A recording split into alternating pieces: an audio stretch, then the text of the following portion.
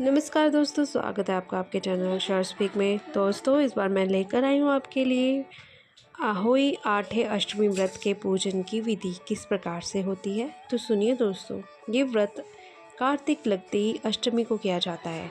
जिस वार को दीपावली होती है, अहोई आठे उससे ठीक 7 दिन पूर्व उसी वार को पड़ती है।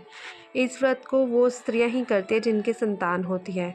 बच्चों की मां दिन भर व्रत रखे, सायंकाल दीवार पर अष्ट कोष्ठक की अहोई की पुतली रंग भर कर बनाए।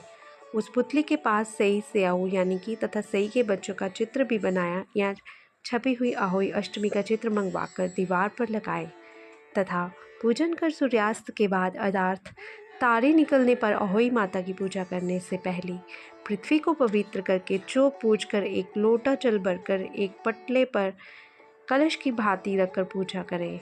अहोई माता की पूजन करके माताएं कहानी सुने। पूजा के लिए माताएं पहले से एक चांदी की अहोई बनाएं जिसे स्यायु कहते हैं और उसमें चांदी के 2 दाने मोती डलवा लें। जिस प्रकार गले में पहनने के हार में पेंडल लगा होता है, उसी की भांति चांदी के अहोई डलवा लें और डोरे में चांदी में दाने डलवा लें। फिर अहोई की रोली चावल दूध व बाद से पूजा करें। जल्द से बड़े लोटे पर सतिया बना लें। एक कटोरी में हलवा तथा रुपए बयाना निकाल कर रख लें और 7 दाने गेहूं के लेकर कहानी सुने।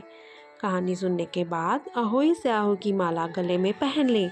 जो बायना निकाल कर रखा था उसे सासू माँ जी के पैर लगाकर श्रद्धापूर्वक उन्हें दे दे। इसके बाद चंद्रमा को अर्घ देकर भोजन करें और दिवाली के बाद किसी शुभ दिन अहोई को गले से उतारकर उसका गुड़ से भोग लगवावें और जल की छींटे देकर मस्तक झुकाकर रख दें। जितने बेटे हैं उतनी बार तथा जितने बेटों का विवाह हो गया हो उतनी बार चांदी के 2-2 दाने अहोई में डालती जावें और ऐसा करने से अहोई माता प्रसन्न होकर बच्चों की दीर्घायु करके घर में नित्य नए मंगल करती रहती है। इस दिन पंडित को पेठा दान करने से शुभ फल की प्राप्ति होती है। अहोई का उज्जवल, जिस स्त्री का बेटा हुआ हो अथवा बेटे का विवाह हुआ हो तो उसे अहोई माता का उज्जवल करना चाहिए। एक थाली में 7 जगह 4-4 पूड़ियाँ रखकर उन पर थोड़ा थोड़ा हलवा रखें।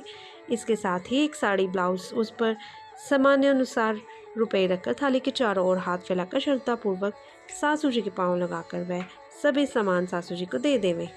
तियल तथा रुपए सासू जी अपने पास रख लें और हलवा पूरी का बयाना दे दें। बहन बेटे के यहाँ भी बायना भोजन चाहिए, बेचना चाहिए। एक साहूकार था जिसके 7 बेटे और 7 बहुएं थीं। दिवाली से पहले कार्तिक पदी अष्टमी को 7 बहुएं अपनी इकलौती ननद के साथ जंगल में जाकर खदान में मिट्टी खोद रही थीं। वहां पर स्याहू की मां थी। मिट्टी खोदते समय ननद के हाथ से स्याहू का बच्चा मर गया। इससे स्याहू माता बहुत नाराज हो गई और बोली, मैं तेरी कोख बांधूंगी। तब ननद अपनी 7 भाभियों से बोली, तुम में से कोई अपनी कोख बनवा लो। सभी भाभियों ने अपनी कोख बनवाने से इनकार कर दिया, परंतु छोटी भाभी सोचने लगी, अगर मैंने अपनी कोख नहीं बनवाई तो सासू जी नाराज हो जाएंगी। ये सोचकर ननद के बदले में छोटी भाभी ने अपनी कोख बनवाई। अब इसके बाद उसको जो बच्चा होता वह 7 दिन पर होकर न जाता। एक दिन पंडित को बुलाकर पूछा, मेरी संतान 7वें दिन क्यों न जाती है? तब पंडित ने कहा, तुम सुबह गाय की सेवा करो। सुबह गाय स्याही माता की भाईली है, मैं तेरी कोख खुलवा देगी, तब तेरा बच्चा जिएगा। और वह बहुत जल्दी उठकर चुपचाप सुबह गाय के नीचे साफ सफाई कराती। सुबह गाय ने सोचा, रोज उठकर कौन मेरी सेवा कर रहा है, तो आज देखूंगी। वो माता खूब सवेरे उठी, क्या देखती है कि साहूकार के बेटे की बहू उसके नीचे साफ सफाई कर रही है। वो माता उससे बोली, क्या मांगती है? साहूकार की बहू बोली, स्याहू माता तुम्हारी भाईली है और उसने मेरी कोख बांध रखी है, तो मेरी कोख खुलवा दो। गौ माता ने कहा, अच्छा। अब तो गौ माता समुद्र पार साहूकार की बहू को अपनी भाईली के पास लेकर चली। रास्ते में बड़ी धूप थी, तो वह दोनों एक पेड़ के नीचे बैठ गई। थोड़ी देर में एक सांप आया। उसी पेड़ पर गरुड़ पखनी का एक बच्चा था। सांप उसको डसने लगा। तब साहूकार की बहू ने सांप मारकर डाल के नीचे दबा दिया और बच्चे को बचा लिया। थोड़ी देर में गरुड़ पखनी आई तो वहां खून देखकर साहूकार की बहू को चोंच मारने लगी। तब साहूकार की बहू बोली, मैंने तेरे बच्चे को नहीं मारा, बल्कि सांप तेरे बच्चे के करीब आया था, मैंने तो उससे तेरे बच्चे की रक्षा की।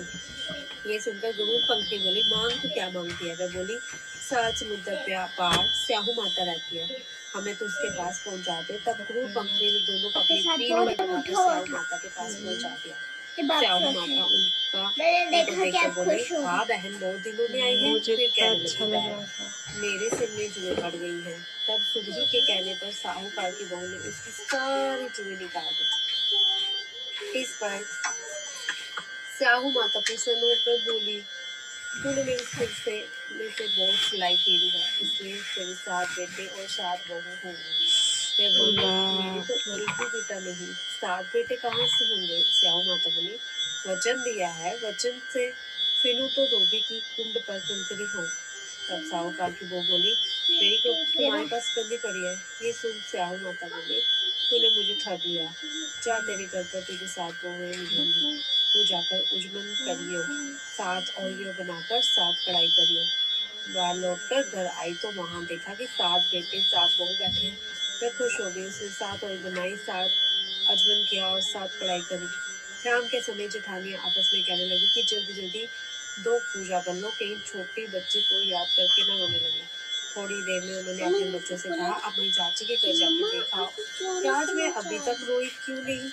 बच्चों ने आकर कहा, चाची तो कुछ मांड रही है, खूब उजमन हो रहा है। मैं सुनते ही जेठानी दौड़ दौड़ी वहां आई और आकर कहने लगे कि तूने कोक कैसे खुलवाई? मैं बोले, तुमने तो कोक बनवाई नहीं थी, तो मैंने कोक बनवा ली थी। अब स्याहू माता ने कृपा करके मेरी कोक खोल दी। मैं स्याहू माता जिस प्रकार उस स्याहूकार की बहू की कोक खोली, उसी प्रकार मुझे कोक तो अच्छा लग रहा एक था। कटोरी में जौ के दाने लेकर कहानी सुनी। इस दिन मिट्टी में हाथ नहीं डालना चाहिए। विशेष कथा का जोड़ा पहनने के लिए गणेश जी की कथा भी पढ़े। तो दोस्तों, ये थी साहू माता की कहानी। उम्मीद करती हूँ आपको पसंद आए। लाइक, शेयर और सब्सक्राइब नहीं सोच के साथ दिवाली में। तब तक के लिए धन्यवाद।